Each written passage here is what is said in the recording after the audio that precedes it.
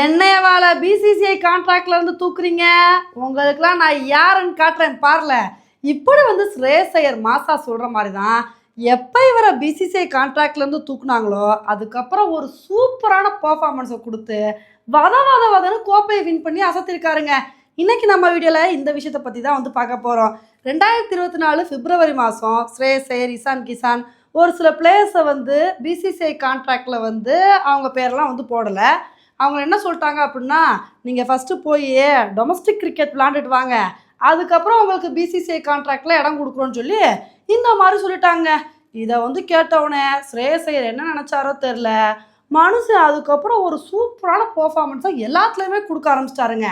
ஏன்னா இவரை பிசிசிஐ கான்ட்ராக்ட்லேருந்து தூக்குனதுக்கப்புறம் ரஞ்சி ட்ராஃபியில் ஒரு சூப்பரான பெர்ஃபார்மன்ஸை கொடுத்து ஒரு கேப்டனாக இருந்து ரஞ்சி ட்ராஃபியை வந்து வின் பண்ணார். அதுக்கப்புறம் ஸ்மார்ட் கோப்பையையும் ஒரு கேப்டனாக இருந்து வின் பண்ணி கொடுத்தாரு. அதுக்கப்புறம் ஈரானி கோப்பையையும் கேப்டனாக இருந்து வின் பண்ணி கொடுத்தாருங்க. இதெல்லாம் விட போன ஐபிஎல் சீசனில் கேகேஆரை நல்ல ஒரு பெர்ஃபார்மன்ஸ் கொடுக்க வச்சு ஒரு கேப்டனாக இருந்து கேகேஆரை ஃபைனல் வரைக்கும் கூப்பிட்டு போனது மட்டும் இல்லாமல் ஃபைனல்லையும் கோப்பையை தட்டி தூக்க வச்சாருங்க. அந்த அளவுக்கு இவரை பிசிசிஐ கான்ட்ராக்ட்ல இருந்து எப்போ தூக்குனாங்களோ அதுக்கப்புறம் மனுஷன் வதன்னு 4 கோப்பையை வின் பண்ணி கொடுத்துருக்காரு. இதையெல்லாம் பார்த்து பிசிசிஐ, எப்பா ஸ்ரேயஸ் ஐயர் நமக்கு ஒரு பெரிய பாடத்தை புகட்டிட்டாரு, இதுக்கு மேலேயும் இவரோட பேரை பிசிசிஐ கான்ட்ராக்டில் போடாமல் இருந்தால் தப்பாயிரும், அதனால் இந்த வருஷம் இவரோட பேரை கன்ஃபார்மாக போடணும் அப்படின்னு சொல்லி இந்த வருஷம் ஒரு வழியாக பிசிசிஐ கான்ட்ராக்டில் இவரோட பேரை வந்து சேர்த்துட்டாங்க.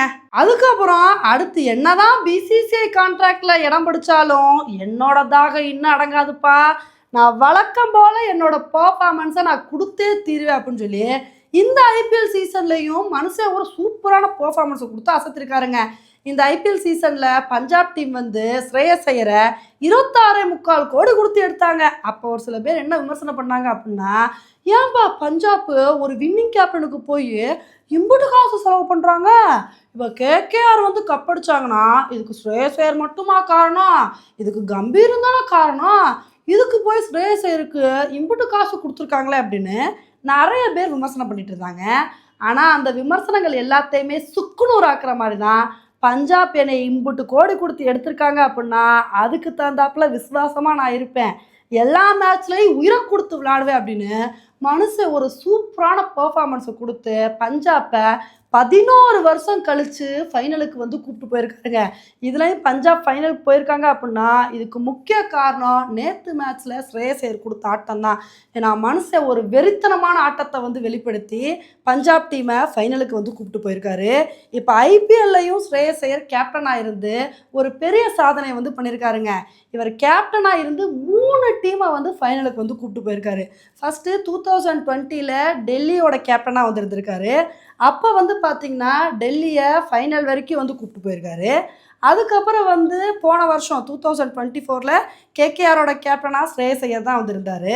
போன வருஷம் வந்து கேகேஆர் ஃபைனலுக்கு போனது மட்டும் இல்லாமல் ஸ்ரேயஸ் ஐயர் கேப்டன்சிக்கு அண்டரில் கப்பையும் அடித்தாங்க. இந்த வருஷம் பஞ்சாப்பை ஃபைனலுக்கு வந்து கூப்பிட்டு போயிருக்காருங்க. 11 வருஷம் கழித்து பஞ்சாப் வந்து ஃபைனலுக்கு போயிருக்காங்க அப்படின்னா அப்போ எந்த அளவுக்கு ஒரு எஃபர்ட்டை வந்து ஸ்ரேயஸ் ஐயர் போட்டிருப்பாருன்னு சொல்லிட்டு நீங்களே யோசிச்சு பாருங்கள். இப்போ ஸ்ரேயஸ் ஐயர் கொடுக்குற பெர்ஃபார்மன்ஸை பார்த்து தான் எல்லாருமே பிசிசிஐயை பயங்கரமாக விமர்சனம் பண்ணிட்டு வந்துட்டுருக்காங்க. ஏன்னா இங்கிலாந்துக்கு எதிரான டெஸ்ட் ஸ்குவாடை வந்து அனௌன்ஸ் பண்ணிட்டாங்க. இதில் ஸ்ரேயஸ் ஐயரோட பேரே இல்லைங்க.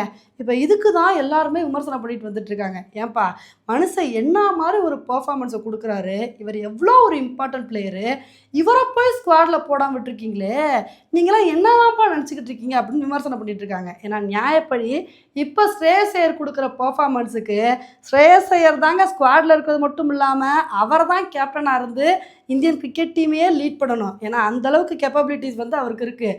அப்படி இருக்கும்போது இவரை ஏன் தான் ஸ்குவாடில் கூட போடலன்னு தெரிலங்க. சரி, இதுக்கப்புறம் ஸ்ரேயஸ் ஐயர் இன்னும் வெறித்தனமாக ஆட்டத்தை வந்து வெளிப்படுத்துவாரா அப்படின்றத பொறுத்து வந்து பார்க்கலாம். ஓகே ஃப்ரெண்ட்ஸ், இந்த ஒரு விஷயத்தை பற்றி நீங்கள் என்ன நினைக்கிறீங்க அப்படின்றத என்னோட கமெண்ட் செக்ஷனில் வந்து போடுங்க. இதே மாதிரி இன்னொரு வீடியோவில் உங்களை வந்து மீட் பண்ணுறேன். Bye friends.